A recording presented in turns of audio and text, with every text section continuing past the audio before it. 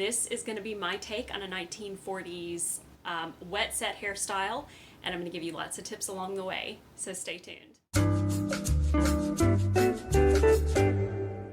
Hello, welcome to Lady in Waking. This is our first in a long series of hair tutorials that are going to be on this channel, and had a few inspiration photos that I was going off of. Roundly, people loved the Norma Jean 1940s hairstyles that she wore with her natural texture coming through. I am doing a version of that within the video. This is obviously much looser than that, but it's going to look a lot more like a natural curl. So we're going to do a version of that, and then we're going to kind of loosen it up. We're going to smooth it out and make it look a little more similar to this. I wouldn't necessarily wear it with a clutch t-shirt every time. This is more something that I would wear with a sundress, especially in the summertime. I love to wear a center parted style with a couple of flowers on each side with a dress. I love a center parted style.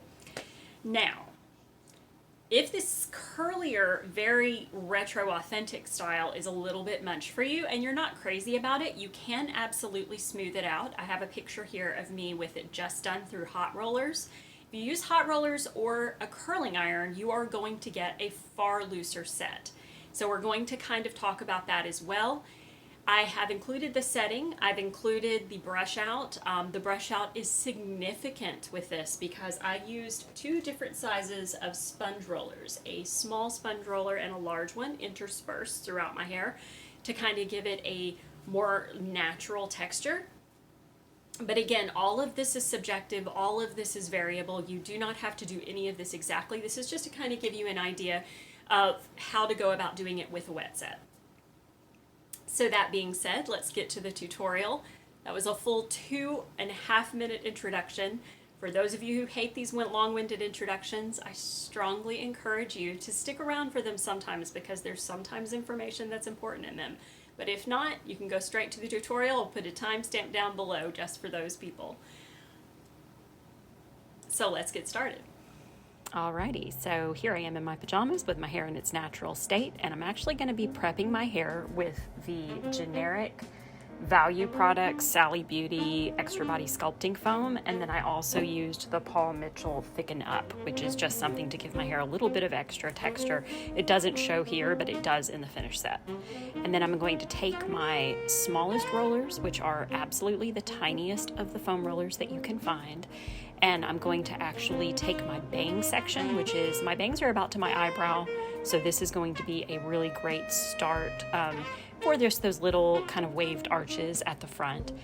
And that is going to be followed quickly by a medium-sized roller directly underneath the first, and then another small one under that. So it's going to actually be back and forth, one after the other, all the way down the side of my head. And you can see this is the finished setting. Just big, small, big, small, big, small.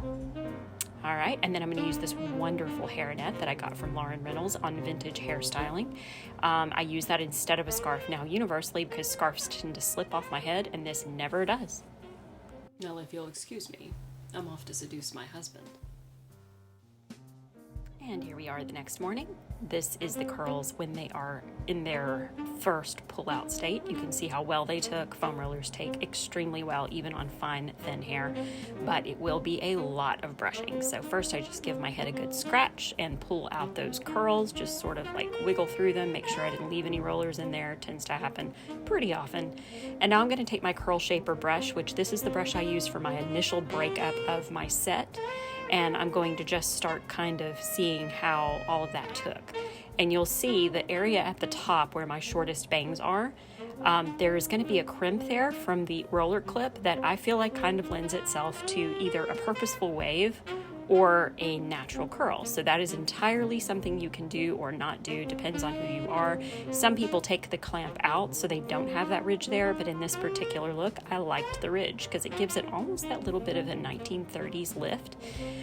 Even though this is technically supposed to be a 40s style, this is what I wanted to try out to get that natural looking curl that is indicative of the Norma Jean photo of her natural curls, just kind of framing her face. And you can see how after you've done a significant amount of brushing, it turns into just a cluster of curls at the bottom with waves at the top. That is my favorite look for this type of a curly style. And you'll see also that because the curls are so small, it does kind of frame the face in that standard, like Norma Jean early part of her career. Now, of course, she had natural curls, so the texture is not going to be there, but it just shows you how you can kind of work with your own texture and do a version of a specific style. What we'll do first, model pajamas and t-shirt, is you're going to turn your head upside down and flip, and you'll bring even more curl in. So this just kind of shows you how you can work with it, how you could use a pick or a comb. You can make it as fluffy as you want to. You can even tease it if you want it to be even fluffier. Okay, so this is the finished product. This is what I would choose if I was going to completely try to harness a different hair texture on my hair. Now, it may not be to everyone's taste, but the interesting thing about it is that when you are somebody who has stick straight hair and you are taught a method of getting natural curls to your hair, it automatically opens up a whole new world. All of those styles that Ginger Rogers and Greer Carson and this is something that I would tend to wear just for a day event. It's not as evening-y for me. I love the looseness of it. I love the fact that the bigger it gets, the better it gets. Okay, and I don't know what happened to the rest of that little video clip, but what I was trying to say is you can actually take this hair now if you want to kind of create a completely different look, and you can brush it down a little bit smoother around the temples, and that's going to give it more of, I feel like it's almost more of a 1930s look, but maybe early 40s. You can kind of play with those little front arches. As you can see, after it relaxes, it becomes an entirely different thing. And again, I like the little curves at the top, which are kind of a result of the clips on my foam rollers. I've always liked the way it kind of makes it look like it's a natural curl. I tend to focus more on looser styles that are worn a little bit more, a little less elaborate. But I absolutely will be doing some elaborate styles on here as well, because I do feel like that's sort of part of the challenge, is just to find a way to incorporate those more elaborate styles into a more age-appropriate manner.